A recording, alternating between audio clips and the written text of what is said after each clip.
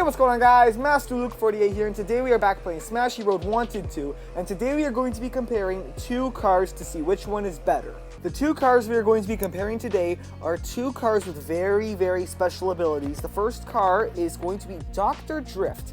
This is a car that can drift. It is actually one of the most popular cars in Smashy Road.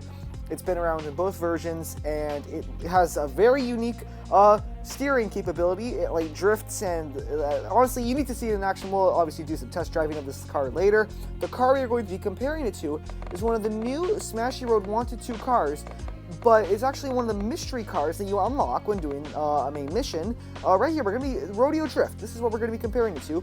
The Rodeo Drift also has the same steering ability. The Rodeo Drift actually does drift, just like Dr. Drift. Maybe just a little bit different, because I actually did test drive. I made videos on both these cars, and it may just be a little bit different, but both have unique drifting capabilities. And there's also actually another car that was added recently, Gold Drift. I'm pretty sure this one is it. But right now, I want to figure out of the current cars we have right now, which car actually is the better drifting car. Let's start off by test driving the Rodeo Drift. This is the car you unlock when you complete the main mission, Cowboy Standoff.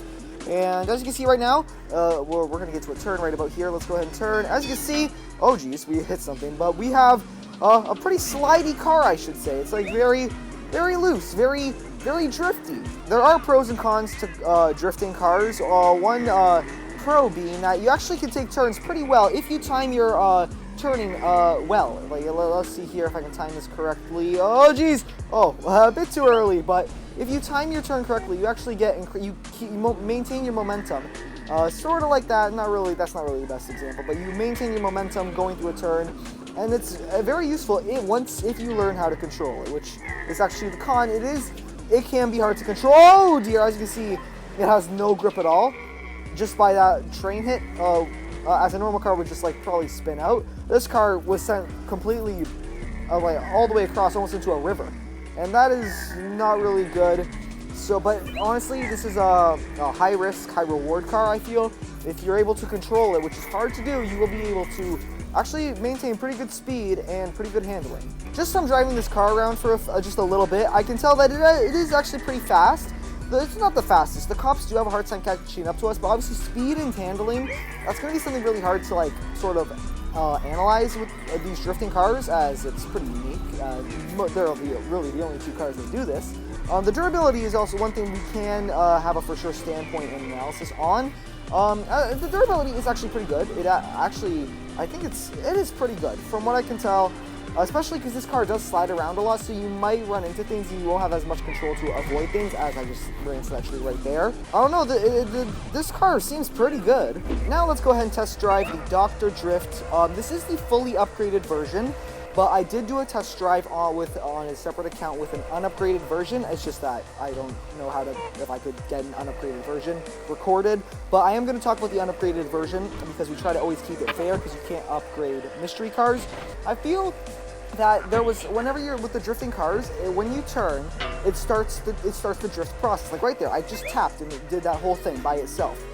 What the Rodeo Drift did was that it sort of like it went into that thing pretty smoothly, but it sort of wasn't like it didn't like snap into that drift as easy as the Dr. Drift.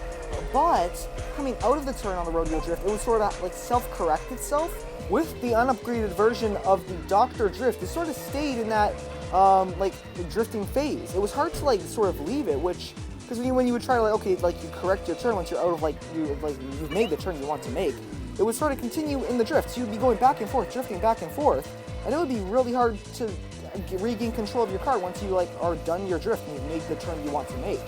That could be good and bad. I guess it's really just if you want a really fun wild ride, or if you actually want to have some control over your car. I guess it's up to you.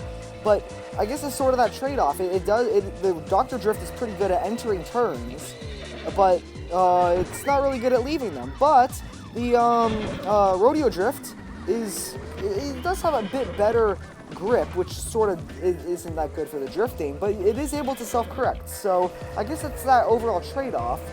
But the other thing that we can focus on is durability. We don't obviously try to focus on that much, because we really try to focus on just the special ability. But the durability for the Dr. Drift compared to the Rodeo Drift is not good. Another thing I should say just real quick before we actually decide which car is better, this is the upgraded version. It actually, I do see that it has, like, it has improved actually quite a bit. It is actually able to, like, sort of, it does take a while, as you can see, like, but eventually it does sort of straighten itself out. Although it is still longer than the Rodeo Drift, but the Dr. Drift, in upgrading it, actually does improve it, so I guess that's pretty good. Now that we have test driven both cars, I have come to a conclusion. So, as of right now, we have the Rodeo Drift and the Dr. Drift. I'm going to say the Rodeo Drift is the better car. It has more durability, that's the first thing that I'm going to get out of the way, because it doesn't really matter that much, but it does have better durability. And it does have much better control with the drifts, which I guess is really the most important thing about these drifting cars. Even fully upgraded, I did both versions of the Dr. Drift just because I had access to one on another account, and I had this one right here. I feel there's a trade-off between the entering of the turn and the exiting of your turn, which is the drift. And I feel that the Rodeo Drift was able to handle both a bit better. But I still think the Dr. Drift is pretty good, but it's just, it's harder to control. And that's what it really came down to. For a drifting car, you want to be able to enjoy the drift and not just completely spin out of control or spin into a river. That's a lot of problems I dealt with.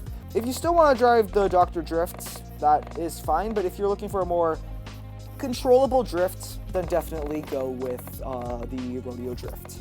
I want to thank you guys so much for watching. I hope you guys have enjoyed it. And if you have, please consider hitting that like button and subscribe to the channel so you don't miss out on any future Smashy Road Wanted 2 content. If there are any other cars you would like to see me compare, then please leave your suggestion down below. But other than that, I'll see you guys all in the next video.